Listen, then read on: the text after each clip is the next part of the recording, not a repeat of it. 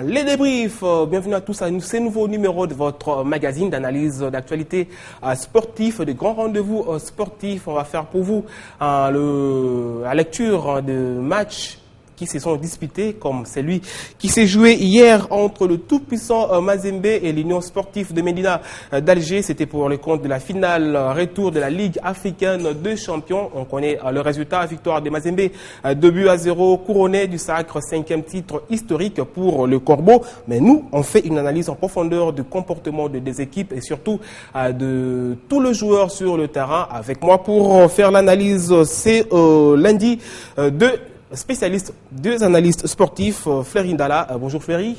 Bonjour Freddy et bonjour à tous les téléspectateurs de Télé 50. Également avec moi, Pati Moukouna, journaliste sportif à Télé 50. Bonjour Pati. Bonjour Freddy. Voilà messieurs, bienvenue à tous à ce nouveau numéro. On repart directement, très rapidement d'ailleurs, avec une première question pour vous deux. Messieurs, quelle lecture faites-vous du match? Je le disais sur ce même plateau le samedi dernier, invité à l'émission Au cœur du sport, que l'ennemi de Mazembe, ce n'est pas USMA, mais c'est Mazembe lui-même. En ce sens que quand Mazembe a fait le plus dur au match aller, au match retour, ça semble lever les pieds. On l'a vu hier, durant la première mi-temps. Mazembe n'a pas donné une figure qu'on attendait de lui. Et qu'à la deuxième mi-temps, on l'a vu, les deux changements opérés par les coachs de l'entame de la seconde période. Le coach voulait que la finale soit la belle, c'est-à-dire la gagner, la remporter sur le terrain. Donc on va dire que Mazembe a levé les pieds au match retour.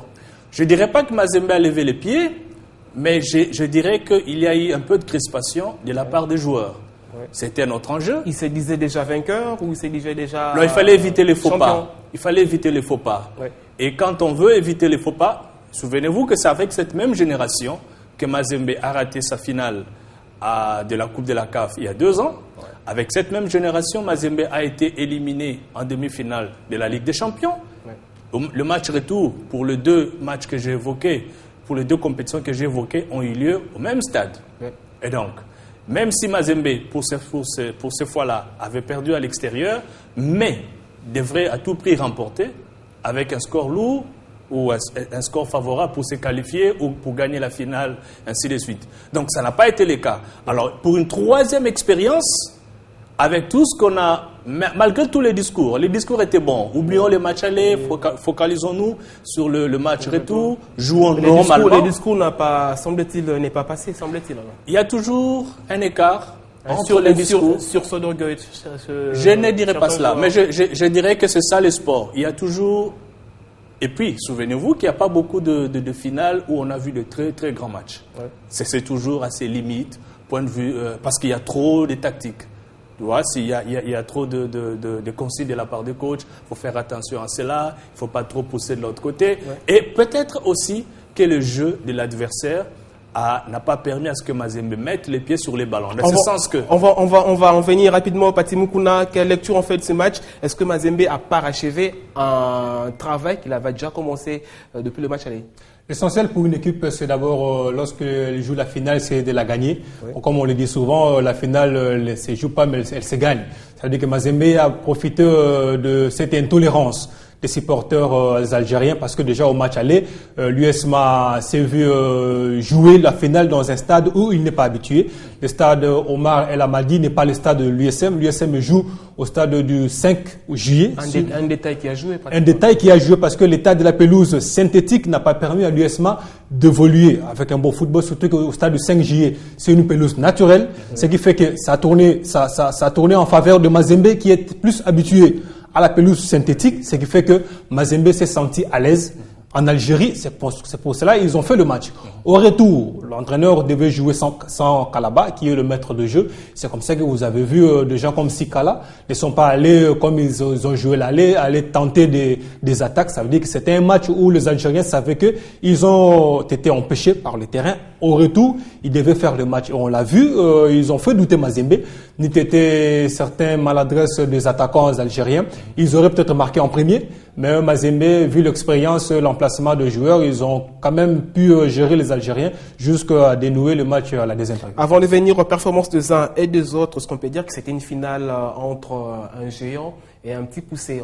Pour certains, c'était une finale entre, on peut comparer en boxe, une équipe d'une catégorie lourd et une autre d'une catégorie poids mouche. Donc poids lourd contre poids mouche. Mazembe géant et USMA poids léger.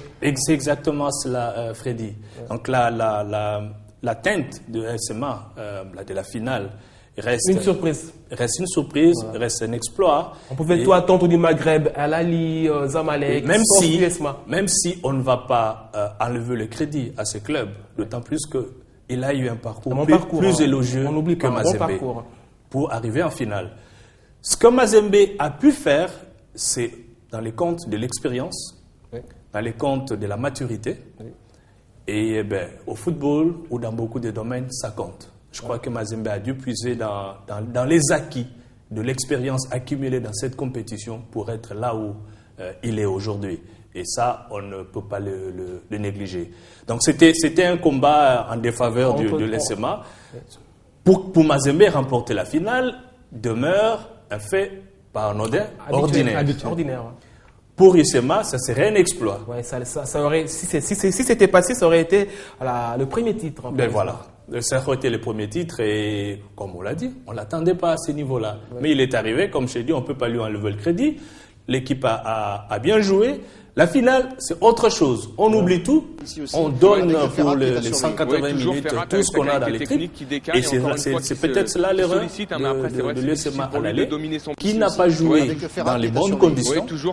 Parce qu'il y a un jeu trop physique. Rappelez-vous, 2 cartons rouges pour une finale et un troisième carton à la finale retour. Ça fait trop. Et quand on voit les styles de jeu, parce que Mazembe, c'est aussi une équipe avec une puissance athlétique et une présence physique énorme.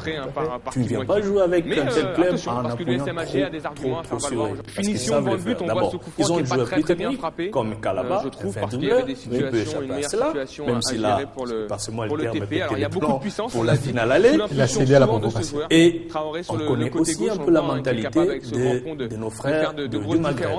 Et ensuite, toujours les nerfs à fleur de peau, et ils ont été pris dans leur propre piège. Venons-en à l'analyse encore plus fortement sans doute que l'avènement des années 2009-2010. Là, on a vraiment vu une équipe, mais plus que ça. Pratiquement équilibré. Il n'aime pas ça, Kyliaba lui a fait un reproche. Et un Mazembe qui a... Évidemment, il a raison. Rouge. C'était tout à fait normal, il fallait s'y attendre, voir les Algériens sortir, parce qu'ils n'avaient que ce match retour là pour nous faire voir de quoi ils sont capables. Ils n'avaient plus rien à perdre. Ils n'avaient plus rien à perdre, ni aussi à gagner, parce que déjà à l'aller, ils avaient perdu. L'entraîneur devait prouver, parce qu'on a dit que, je l'ai dit ici, le terrain, tout ça, les absences, même au retour, il devait faire voir que les absences n'avaient rien à voir avec le jeu. Il a sorti un attaquant qui n'a pas joué l'aller, Andria, qui a posé des problèmes à la défense de Mazembe, qui a fait douter avec Zinedine Ferrat, ils ont accéléré à la première période, mais seulement ils ont bité face à une équipe de Mazembe qui savait d'abord jouer un jeu coriace, un jeu défensif, un jeu où même si vous venez avec des jeux plus rudes, ils sont habitués déjà avec le Kimwaki, le Sinkala. Donc les Algériens se sont butés à un mur, il faut se le dire comme ça, malgré l'absence de Kalaba, jusqu'à ce que l'entraîneur devait comprendre que à la deuxième mi-temps, il devait changer les dispositifs. Justement, c'était le tournant du match, mais des images qui prouvaient ces pressings très hauts du USMA face à Mazembe. On l'a d'ailleurs on va nous balancer tout à l'heure là. On a vu que Mazembe a été pratiquement troublé avec un pressing très haut de l'USMA. Finalement, Mazembe a commencé à balancer, a préféré un gelon. Selon le coach Carteron que j'ai lu aujourd'hui dans Jeune Afrique, il a plutôt semblé dire que USMA a joué dans l'attentisme. Ouais. Attendre Mazembe dans son camp et puis lancer en contre. Ce qui a fait que Mazembe n'a pas tout de suite pris l'initiative du jeu. Ouais. Et aussi, parce qu'on l'a remarqué, Mazembe est resté dans son camp. Donc c'est comme un jeu de chat et souris. Ouais. On va se guetter mutuellement. Conséquence, on va peut-être voir les images, pendant que les images arrivent. Conséquence de ce jeu-là, le double duo du milieu entre Asante et Sinkala est pratiquement passé inaperçu. On voit une séquence. On a choisi une séquence express pour voir à quoi ça ressemblait. Mazembe, pratiquement gêné, n'arrive pas à sortir la balle. Effectivement, Freddy, Sinkala, voilà, une autre action. On a vu Mazembe gêné et ça profite à l'attaque adverse qui aligne des actions. Autre séquence. C'est-à-dire ça dit tout. Que dire alors de cette paire entre Sinkala et Asante? Il faut dire que Sinkala n'a pas beaucoup joué avec Mazembe. Oui. À moins que je me trompe, moi je l'ai revu à la finale aller. Ouais. Pour les autres matchs, il était sur les bancs. Il est absent, ouais. Il revient de l'Europe. Il est parti il y a 2 ans, Sochaux en France, amené par Hervé Renard. Oui. Puis il passe en Suisse, je crois FC Zurich ou FC Sion, si je me trompe. Il revient dans Mazembe. Oui. Et donc là, il retrouve Diarra, il retrouve le jeune Merveille Bopé. Il retrouve une nouvelle équipe pratiquement. Une nouvelle équipe avec quelques anciens. De nouveaux visages qui font le travail. Je ne sais ce qui s'est passé durant les entraînements. Est-ce que Bopé était devenu moins bon ou pour que Sinkala retrouve sa place des titulaires? On l'a vu à l'aller, il rate un but, une occasion franche de but. Il rate un penalty, donc peut-être qu'il n'a pas. Est-ce que c'était dans la continuité d'une prestation décevante au match aller qu'il a encore aligné? Il était pratiquement le flop. Hein. Peut-être qu'au niveau des entraînements, il a su montrer à son entraîneur, Patrice Carteron, qu'il était prêt de rejouer, de réintégrer l'effectif de Mazembe. Mais entre une séance d'entraînement et un véritable match, comme je dis, peut y avoir des décalages. Oui. Donc peut-être que l'enjeu et toutes ces choses-là ont un peu pris les dessus sur lui. Quant à Asante, je crois que depuis c'est un bon bout de temps que l'on ne voit plus Asante. Vous l'avez dit, en même forme. Je m'attendais peut-être à un autre visage de lui. Oui. Je n'ai pas vu un Asante. Est-ce que ce n'est pas le fait d'être prépositionné à un poste où il n'est pas habitué? On l'a vu. Si, il a brillé en tant qu'ailier, mais il a été dans l'entrejeu. Pratiquement difficile. Ce que je peux voir de lui, il était beaucoup plus excentré. Parce que Mazembe, à mon avis, a joué avec 4-3-3. Il y avait Samata qui était l'avant-centre fixateur. À droite, c'est Asante. Et à gauche, c'est Traoré. Thomas Olumwenga. Voilà. Alors, Asante est allé beaucoup plus vers le côté droit. Peut-être que... On voit dans notre jeu pratiquement Asante et Sinkala absents. Et c'est un milieu passoire. Ok. Donc voilà. Si Olumwenga à droite, Asante peut-être en position de soutien à Samata, n'a pas su jouer ce rôle justement avec sa position idéale. Paty Moukouna, on voit carrément que c'est Renfort Kalaba, les génies. Zambien qui est difficilement remplaçable. On voit à son absence, Carteron a tenté la paire Asante et Sinkala qui n'a pas marché. Donc on peut dire que Kalaba est remplaçable. Difficile à remplacer. Bon, dire que Kalaba est irremplaçable, c'est un peu trop grave comme propos. C'est plutôt l'entraîneur qui ne s'est pas préparé à remplacer Kalaba parce que dans un jeu... Mais il avait quand même une semaine. Non, dans le jeu, c'est pas dans une semaine, c'est tout au long d'une compétition qu'il faut, tous les joueurs doivent être remplaçables. Oui. Donc, lorsque vous préparez des joueurs qui demeurent irremplaçables, vous allez vous retrouver dans de telles situations où, la finale, vous commencez à essayer des pions. Là où nous avons vu, il dit que l'USMA a joué à l'attentisme. J'ai dit non, c'est plutôt Mazembe qui a joué à l'attentisme parce que nous avons vu Sinkala, qui au match aller a essayé de marquer 2 buts, mais au match retour, Sinkala n'arrivait même pas à dépasser la ligne médiane. Ça veut dire qu'il a conservé ce qu'on appelle le bloc. Il a joué le bloc pour attendre les Algériens venir tenter de passer les murs, mais jusqu'à un certain moment, ça n'a pas tenu. Donc, Maestro Kalaba est encore irremplaçable selon le jeu de Patrice Carteron, mais aussi selon la pression que le staff met sur les entraîneurs, parce que il faut pas oublier que si ce staff est arrivé à produire ces résultats, c'est parce que le manager de cette équipe avait compris qu'il fallait les soumettre à une pression financière, parce qu'il leur avait dit que si vous ne faites pas les résultats, il n'y aura pas de prime. Les entraîneurs sont payés par match. Donc vous comprenez qu'ils doivent faire le résultat et c'est tout à fait normal que ça vient après. Alors au bout des 45 minutes... Je dirais, Freddy, à propos de Kalaba, vous ne créez pas un autre Kalaba en une semaine. Ouais. Kalaba n'a difficile, impossible. Kalaba n'a pas été créé. Il faut aussi donner la responsabilité. Parce qu'on voit que quand Kalaba est là, il influence dans le jeu. Évidemment, c'est un génie. C'est un génie. Il attire et il fixe il a un gros volume de jeu. Il a un impact certain. C'est pratiquement l'ancien Poutou. Sur le jeu de Mazé. Les deux ont joué ensemble, n'oubliez pas. Donc chacun a son style, mais ils sont fins techniciens. Ça, c'est vrai.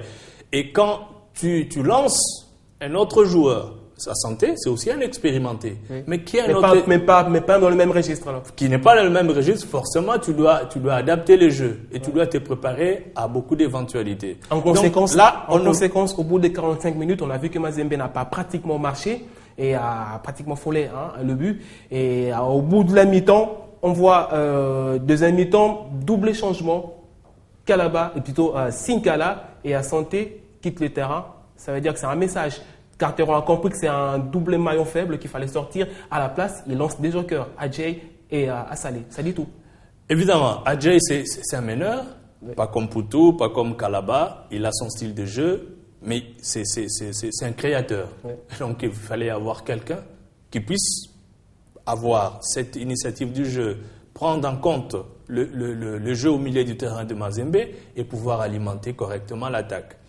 Et quand vous lancez un autre qui s'appelle Roger Claver-Assalé, ça signifie que j'ai besoin que la balle aille au fond de filet de l'équipe adverse. Voilà. Et donc, le changement a été judicieux et comme on l'a dit en termes de football, le coaching a été payant. Voilà. Est-ce qu'on peut dire que c'était des changements faits à souhait? Oui, Carteron savait que j'ai lancé 2 pions qui devront tirer les matchs après en deuxième mi-temps. Effectivement, cette campagne a démontré que les deux joueurs avaient cette capacité de tuer. Déjà, ils ont été buteurs dans 2 autres matchs. Il y a dans le jeu ce qu'on appelle des joueurs créateurs, des joueurs finisseurs. C'est-à-dire le Claver-Assalé, c'est un créateur. C'est quelqu'un qui même il peut effacer facilement 2 défenseurs et créer de l'espace pour permettre aux autres de marquer. Donc c'est ce que l'entraîneur avait compris, que la façon de jouer de Koulibaly ou Traoré, vous avez vu à la première mi-temps, il y avait des tirs qui sortaient et qui n'avaient pas de cadre. Ça veut dire que vous voyez quelqu'un tirer sans état d'âme, de tir qui dévissait. Mais à un certain moment, quand Assalé est entré, vous sentez qu'il avait l'ambition de créer. Effectivement, il a créé parce que le chevauché qu'il a fait au niveau de qui a créé le penalty, en tout cas, vous devez avoir l'esprit d'un tueur pour essayer et tenter de dribbler, même si vous n'avez pas même le contrôle du ballon. Mais il a essayé de percer et puis ça a créé ce que ça a créé. Donc, je crois que le coaching reste toujours payant. Justement, on en vient vraiment d'abord à ces premiers buts. Et comme on a dit, 2 changements payants, un coaching vraiment fructueux de Carteron avec Assalé à la baguette. Il fait une série de dribbles, on va voir en image, il fait une série de dribbles, ce qui n'était pas en tout cas possible jusque-là en première mi-temps et même jusque quelques minutes après la reprise, Assalé, les jokers gagnants, c'est comme on peut le dire, les 2 verrouilleurs. En fait, il a déverrouillé ce qui était fermé jusque-là. Il a répété le même geste qu'il a fait lors de... Je crois contre Maghreb de toi. Voilà, on va revoir dans les images l'action du penalty. Comment c'est parti et puis jusqu'où ça aboutit. Donc c'est cela l'avantage de Mazembe. C'est un club qui joue avec la puissance athlétique de ses avant-centres. Oui. Avant Assalé, avant Samata, il y a eu un certain Alain Kaloutou Kadioko. C'est le même style. Donc un club qui est capable de placer un avant-centre. Voilà. On est sur l'action du penalty. Voilà. Ça part sur une perte de balle des Marocains. Jaillissement de Fripon, je crois. Et voilà, Assalé qui va. Ah, il a 2 défenseurs devant lui. Dribble, et puis il commence à de dribble jusqu'à la surface et le penalty. Une question encore qui se pose. Un penalty valable ou non? C'est la grande question.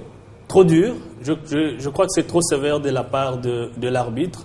Votre appréciation? C'est un penalty valable ou non? Je ne l'aurais pas sifflé.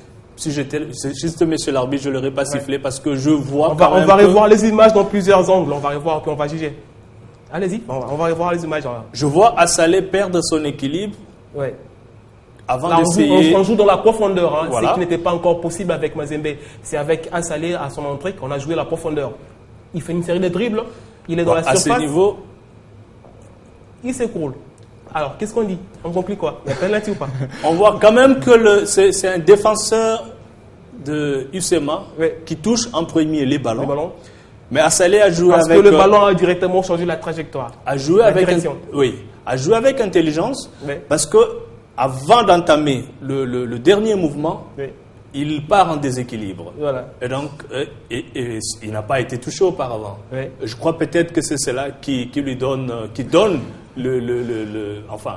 Donc, selon vous, il n'y a pas de penalty? Pour moi, il n'y a pas de penalty. C'est trop sévère. Moi, je pense que le penalty est valable parce que le tacle est irrégulier. Parce que il y a deux sortes de tacles. Il y a les tacles où vous prenez l'attaquant par l'extérieur et les tacles où vous prenez l'attaquant par l'intérieur. On appelle les ciseaux. Donc là, justement, le défenseur a pris l'attaquant entre ses pieds. Donc, le mouvement de qu'un attaquant se retrouve entre les deux pieds d'un défenseur, c'est ce qu'on appelle les ciseaux. Donc, l'attaquant savait que le mouvement devait influencer nécessairement l'arbitre et amener son adversaire à commettre une faute. Donc, c'est l'Algérien qui devait autrement faire son tacle. Il devait que le faire d'une façon extérieure, mais il l'a fait d'une façon intérieure. Est-ce qu'on peut dire que Papa Gassama, l'arbitre, a juste sifflé les contacts dans la surface, ce qui est réglementairement un penalty? Est-ce qu'il a sifflé les contacts? Quand on voit la position de l'arbitre, il est en arrière. Et ce qui se passe réellement devant, il n'a pas la claire vision. Il a un assistant côté qui peut voir. Non? Je vois la position du gardien, le mouvement plutôt du gardien de l'UCMA vers l'assistant. Indique-t-il à l'arbitre que l'assistant n'indique pas qu'il y a faute? Voyons voir. Mais est-ce que le joueur ne prend pas et la balle et le pied de son adversaire, le défenseur algérien? Non, d'après ma vision, le joueur touche en premier les ballons. Avant qu'il y ait contact avec Kassalé. À la limite, qu'est-ce qu'on dit? Parce qu'il y a contact, il y a penalty, ou on ne dit pas qu'il y a penalty? Si le contact est antérieur, non, si le contact est postérieur au toucher du ballon, je crois qu'à mon avis, là, on ne siffle pas. À moins que le ballon ait pris la direction du poteau et que le défenseur ait empêché l'attaquant pour aller vers les ballons qu'il a pu toucher. Je dirais que ça a été sévère. Et dans les cas précis, qu'est-ce qu'on dit? On compris quoi? Je l'ai déjà dit. Je crois que le sifflet a été sévère pour ces cas-là. Mais le joueur a su emballer l'arbitre, départ sa qualité de dribble et déséquilibré. Le doute lui a été accordé. Est-ce que Paty, on ne peut pas dire que l'arbitre a tellement trouvé ses gestes très beaux qu'il a voulu bien le conclure par un penalty? L'arbitre n'est pas spectateur, l'arbitre il est là pour... ça arrive, il y a des gestes beaux qui peuvent bien finir et que l'arbitre décide autrement. Restons dans la technique, le problème c'est que le joueur a été touché bien avant que le ballon soit mis hors de la course. Ça veut dire qu'il était porteur de la balle et il était en train de pénétrer allant vers le bois. Ce qui fait que l'attaquant, le défenseur qui a commis la faute l'a d'abord touché. Il a poussé un mouvement de déséquilibre qui a amené l'attaquant à tomber et en tombant, il a cisaillé. Mais là, c'est pas tout à fait évident. On doit aussi se dire que nous n'avons pas tous les plans possibles pour juger en dernier lieu. Ce que nous avons nous donne une indication. Et le jugement peut aller dans un sens comme dans un autre. Voilà, tout à fait. Bon, voilà, on ne va pas... Je crois qu'il n'y a rien à dire à propos de l'arbitre. Il a sifflé. C'est un point de vue que nous émettons. À partir d'un certain angle, on aurait pu avoir tous les angles possibles. Tout compte fait, c'était un penalty accordé par l'arbitre, un penalty transformé par Bwana Ali Samata, les Tanzaniens qui en a profité pour marquer un nouveau but qui le propulse au rang de buteur. C'était pratiquement une délivrance dans ces matchs pour Samata, on l'a vu, disparu, inaperçu dans la première mi-temps. Il fallait que son compère Assalé entre pour qu'il soit visible. Samata. Ça a été comme une tradition. Chaque fois qu'Assalé entrait, ça boostait. Les jokers de luxe. Même la capacité du travail de Samata. Et l'évolution de Samata a été à l'image de son équipe. Rappelez-vous que Mazembe est resté à faune pendant aux deux premiers matchs en quart de finale. Puis subitement, c'est l'éclosion. L'éclosion de Samata, c'est l'éclosion de Mazembe jusqu'à la fin. Et ce n'est que justice que Samata puisse être retenu parmi les trois candidats meilleurs joueurs évoluant en Afrique. Samata, comment on peut juger sa progression, Paty? Moi, je pense qu'à un certain niveau, Samatta a connu un problème, peut-être psychologique, parce qu'il fallait seulement qu'il soit au courant, qu'il ne sera pas aligné. Le match de la demi-finale, je crois, où le staff avait décidé de ne pas l'aligner, que le président de cette équipe est intervenu pour dire à l'entraîneur de l'aligner. Je crois que c'était un effet psychologique qui a créé un déclin dans la tête de ce joueur, parce que là, il était sous pression pour une première fois de voir qu'il ne sera pas titulaire. Donc, depuis ce jour-là, il a compris le rôle et la charge qui pesait sur ses épaules dans cette équipe. Et aussi, la plus grande difficulté, c'est que j'ai compris dans son jeu, c'est qu'il veut qu'à côté de lui, qu'il y ait des créateurs. Quand on sait créer des espaces pour lui, alors il sait bien marquer. Mais quand vous lui donnez la charge de créer à lui seul des espaces et marquer, là vous lui demandez deux choses à la fois qu'il n'est pas encore en mesure de vous donner. Mais tant que finisseur de jeu, c'est un bon finisseur et c'est tout à fait normal qu'il se retrouve dans cette liste des nominés de joueurs évoluant en Afrique, même si on prie bien que Kidiaba l'emporte pour bien partir en retraite. Robert, le vieux Robert, alors 1-0, Mazembe a pratiquement tiré ce match après 1-2 au match aller, et 1-0, ça veut dire que ça devient plus que impossible pour Esma de revenir dans ces matchs. Plus qu'impossible, non, parce qu'il fallait maintenant marquer 3 fois. Ça me faisait un peu rire. 3 fois en 15 minutes, c'était impossible. Bon, il pouvait chercher à marquer 2 buts, remettre le compteur à 0 et puis, comme il n'y a pas de prolongation, aller directement au tir au but. C'était même, c'est là ce que je crus comprendre, la prière de nos confrères commentateurs de Canal+, espérant que Usema peut revenir avec 2 buts. Je ne le voyais pas. Usema marquait 2 buts coup sur coup à Mazembe, parce que on ne sort vivant jusque-là, on sort vivant de ces stades que par un match nul. Ouais. Ou alors on perd, mais on élimine Mazembe. On élimine Mazembe, ouais. Sacrée performance de Battre Mazembe, une trentaine de matchs sans défaite. Ce n'est pas encore arrivé. C'est du haut niveau. C'est du haut niveau, c'est pas encore arrivé. Ces miracles n'étaient pas permis. Il faut être carrément Mazembe pour le faire. Il est vrai que ça restait un match de football. On devait être prudent en tout. Mais j'avais un feeling que le tour était déjà joué au match aller. Et que c'était pas une formalité. C'est pourquoi on a dit que Mazembe a parachevé son travail. Exact. C'était pas une formalité. Le match que nous avons vu hier, c'était plutôt une continuité de ce qui a été fait, et tout dépendait de la manière dont Mazembe allait gérer ces matchs. Il a réussi à gérer les matchs. La première mi-temps a donné quelques frayeurs, il faut le reconnaître. Parce que, comme je dis, la fête aurait été moins belle si c'était fini par un 0-0 ou même une victoire de Usema ou un but à 0. La fête aurait été moins belle. Et même je crois que malgré le but de pénalty, la fête aurait été aussi moins belle. Heureusement que le deuxième but a confirmé la suprématie. Justement, la fête est devenue plus que parfaite avec ce second but. On va d'ailleurs aller en image un second but. Encore de ce duo intenselon Samanta à Salé. Tout est parti d'un coup franc raté des Algériens, un coup franc raté et directement un classique chez les tout-puissants Mazembe, en contre-attaque d'école. Que dire de ces contre-attaques? Je dirais qu'elle était belle comme contre-attaque, une chevauchée de plus de 50 mètres à partir du milieu du terrain. Samata a bien conduit la balle jusqu'à ce que, arrivé devant le gardien, et il l'a perdu. Parce que là, ce n'était pas une passe, c'était plutôt un dribble de trop devant le gardien et à Salé. Dieu merci qu'il était là, parce que pour finir le jeu, sinon on allait en arrêter à un but à 0. Donc, je dis que c'est une paire gagnante, c'est une paire qui marche bien jusque-là, mais il y a encore de quoi rectifier tout autour de ce duo, parce que Assalé n'est pas encore en mesure de tenir 90 minutes. Je ne l'ai pas vu jouer 90 minutes, donc c'est le seul souci que je retiens de lui. Alors, on va analyser de près cette chevauchée de Samata conclue par Assalé en attendant les images. Mais alors, on peut dire que c'était vraiment une vraie complicité entre Samata et Assalé. On a vu l'un au début de l'action et à la fin. Après, l'altruisme, on peut dire ainsi, de Samanta, qui pouvait bien marquer, mais qui a laissé son compteur marquer. Non, Assalé était plus rapide. Tout comme Samanta pouvait le faire. Mais je sais que Samanta pouvait achever le travail commencé. Voilà.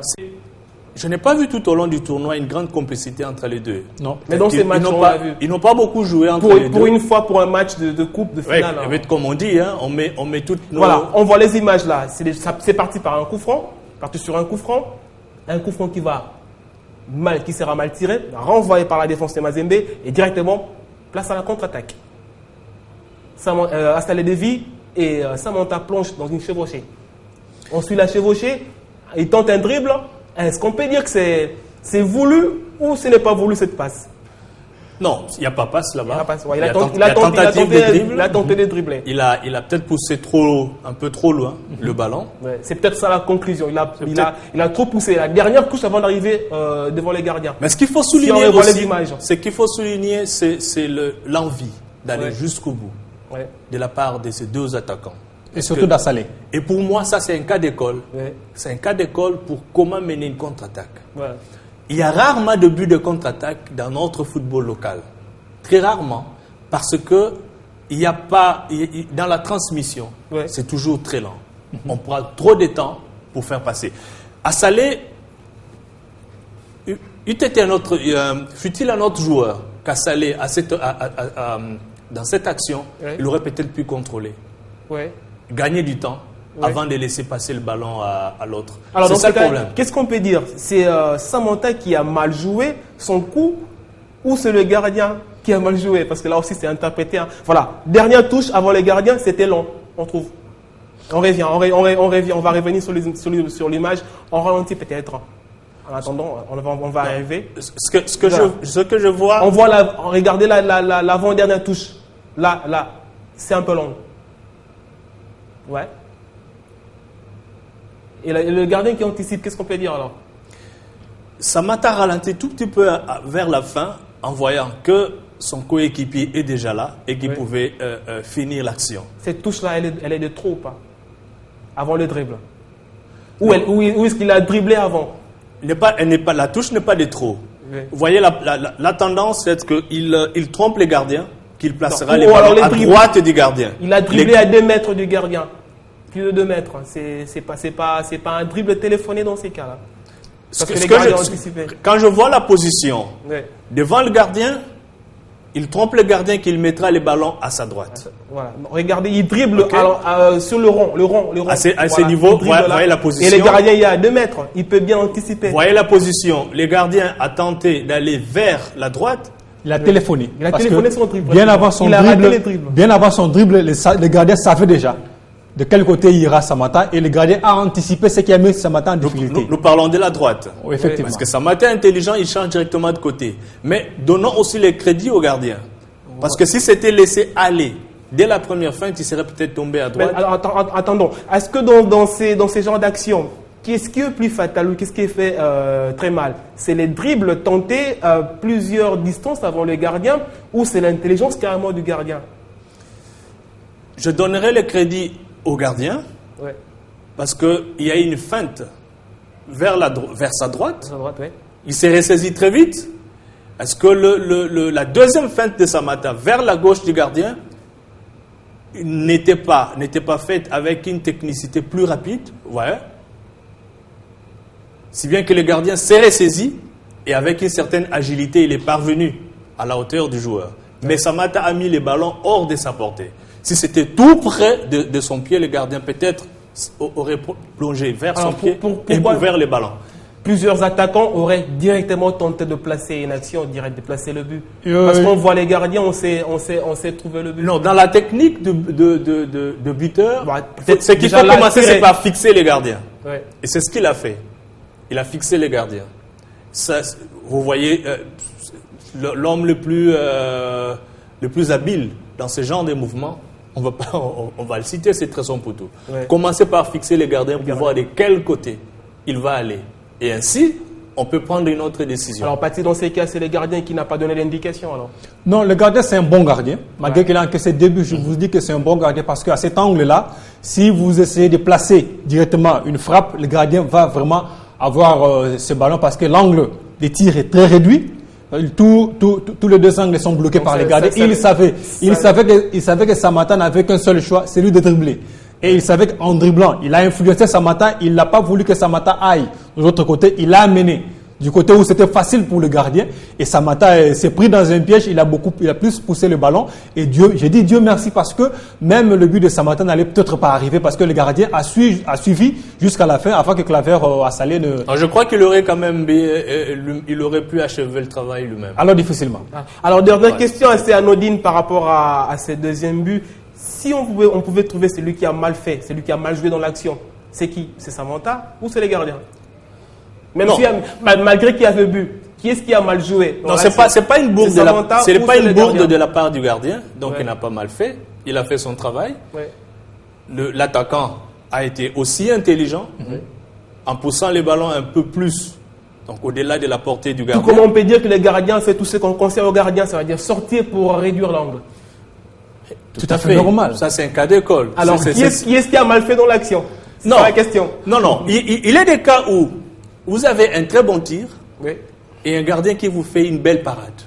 Les crédits vont dans les deux sens. Et comme dans cette action, le gardien n'y est pour rien, il a tenté ce qu'il pouvait tenter. Votre réponse, qui est-ce qui a mal joué?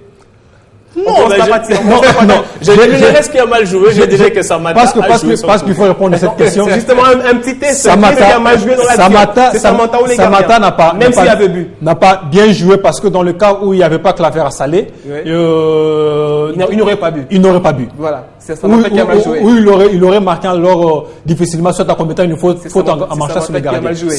Sa conduite des ballons. Alors Ferry, qu'est-ce qui a mal joué? Sa conduite des ballons a quand même été un peu moins de ce que je pouvais attendre de lui. Donc ça veut dire qu'il a mal joué. Il met les ballons pratiquement 1 mètre devant lui. Et il a tenté les dribbles plusieurs distances avant les gardiens. Il court derrière le ballon. Les gardiens l'ont empêché. Il tente les dribbles. Et ce n'est que normal qu'il se soit mis dans cette condition devant les gardiens. Parce que s'il avait une conduite, disons, à la Messi, il aurait vraiment eu le ballon avec lui et peut-être aurait plus facilement dribblé les gardiens. Voilà, donc on conclut que sur cette action, c'est Samatta qui a mal joué, même s'il y avait le but. Voilà, donc c'est par cette note que va prendre fin ce magazine. Merci à vous de l'avoir suivi. On dit merci à Ferry Ndala. Je vous en prie. Et merci à Pati Mukuna. Merci. On donne rendez-vous pour la prochaine fois et le prochain numéro avec une analyse en profondeur d'un nouveau match. Pour ensuite, peut-être des analyses très poignantes. Pour l'instant, portez-vous bien et bon suite des programmes sur Télé 50.